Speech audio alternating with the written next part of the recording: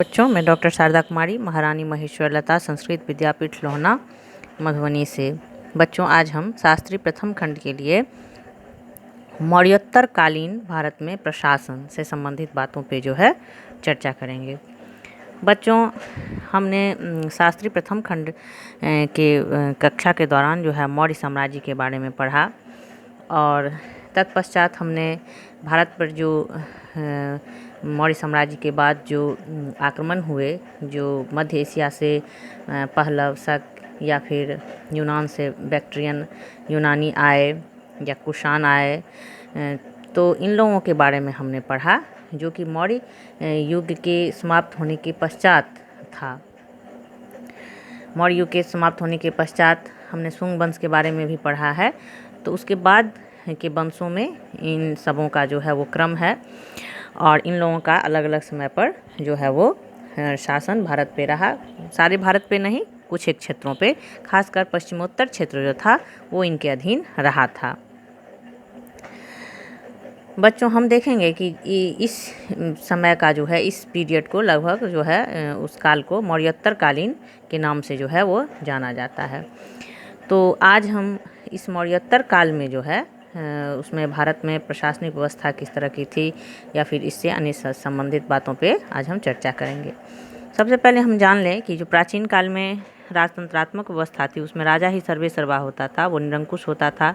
मौर्य युग में भी था और राजा के जो आदेश होते थे वही उसके नियम कानून होते थे। राजा के अधीन ही सारे विभागाध्यक्ष होते थे।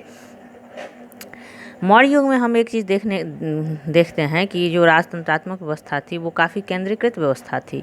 केंद्र में जो शासक था वो काफ़ी शक्तिशाली था और वो प्रशासन के हर एक अंगों पर अपनी दृष्टि रखता था। खास तौर पे मौर्य युग में चंद्रगुप्त को चाणक्य जैसा मंत्री और गुरु मिला था जो काफ़ी चौकन्ना था और प्रशासन के कार्यों को काफ़ी चुस्त दुरुस्त रखता था। लेकिन मौर्योत्तर काल में हम देखते हैं कि भारत में विकेंद्रीकरण की प्रवृत्ति वो होने लगती है। विकेंद्रीकृत व्यवस्था देखने को मिलती है। हालांकि इस प्रवृत्ति को रोकने के लिए राजतंत्र में दैवी तत्वों का समायोजन किया गया। गौतमी पुत्र सातकर्णी की तुलना तत्कालीन देवताओं से की गई। कुषाण राजाओं ने भी अपने को देवपुत्र कहा। देवपुत्र की उपाधि पर चीन एवं यूनानी प्रभाव भी दिखता है। शायद रोम से प्रभावित होकर कुषाण शासकों ने मंदिर बनवाकर उसमें मरे हुए राजाओं की मूर्ति को स्थापित करने की एक तरह से परंपरा प्रारंभ की, ताकि लोगों में इस बात की पैठ हो जाए कि राजा वो देवता का प्रतिनिधि होता है और देवता के समान ही होता है। इसके अलावा एक चीज़ हम देखते हैं कि सर्वप्रथम सातवाहन उसने ब्राह्मण एवं बौद्ध सन्यासियों को लगान एवं प्रशासनिक नियंत्रण से मुक्त भूमि दान देकर केंद्रीय सत्ता को कमज़ोर करने की प्रथा का एक तरह से आरंभ किया था। हालांकि उनकी मंशा ये नहीं रही होगी कि भूमि दान देने से वो केंद्रीय सत्ता को कमज़ोर किया जाए, लेकिन उनके इस प्रक्रिया के प्रारंभ से, उनके इस प्रथा के प्रारंभ से केंद्रीकृत सत्ता वो कमज़ोर होने की तरफ बढ़ चली।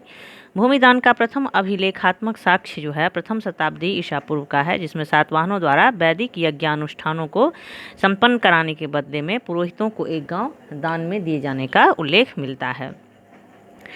मौर्योत्तर काल में मौर्य युग की केंद्रीकरण की प्रवृत्ति में ह्रास दिखाई देता है।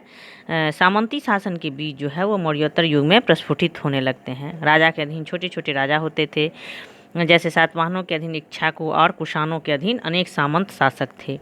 यही कारण है कि कुषाण शासक महाराजाधिराज की गौरवपूर्ण उपाधि धारण करते थे, जिसका तात्पर्य था कि वह अनेक राजाओं के राजा हैं।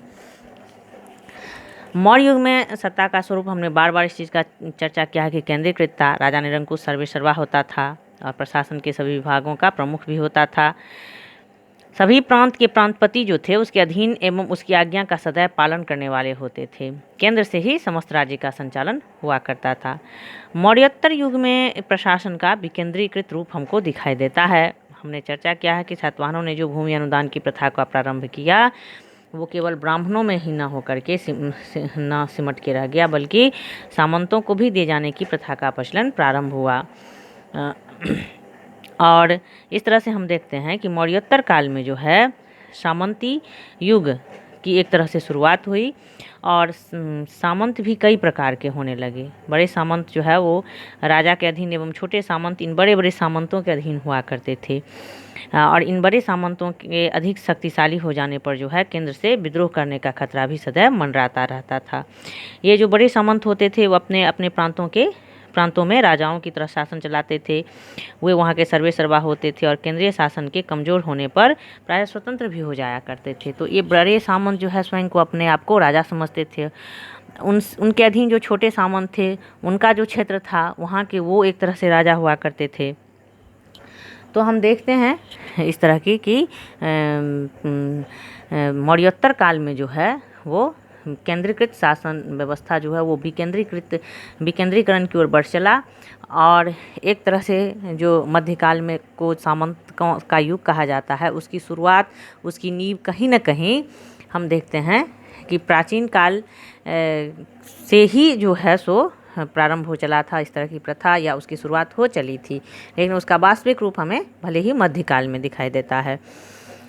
हखामनी वंश का जो क्षत्रिय प्रणाली का उपयोग जो है प्रणाली का उपयोग शकों एवं कुशासनों ने भी अपने यहाँ किया था। वो क्षत्रिय प्रणाली जो थी हखामनी वंश की, उसका प्रयोग शक और कुषाणों ने किया अपने यहाँ, और कुषाणों ने अपने प्रांतों में द्वैध शासन की प्रणाली का जो है वो भी प्रारंभ किया।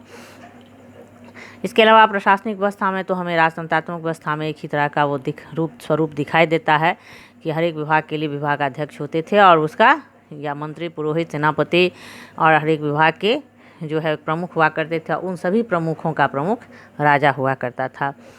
तो बच्चों, आज हमने मौर्योत्तर काल में जो है प्रशासन का स्वरूप किस तरह से केंद्रीकरण से केंद्रीकृत व्यवस्था से विकेंद्रीकृत व्यवस्था की ओर उन्मुख होने लगा था, उससे संबंधित बातों का अध्ययन किया। अगले क्लास में हम फिर अन्य बातों पर चर्चा करेंगे। धन्यवाद।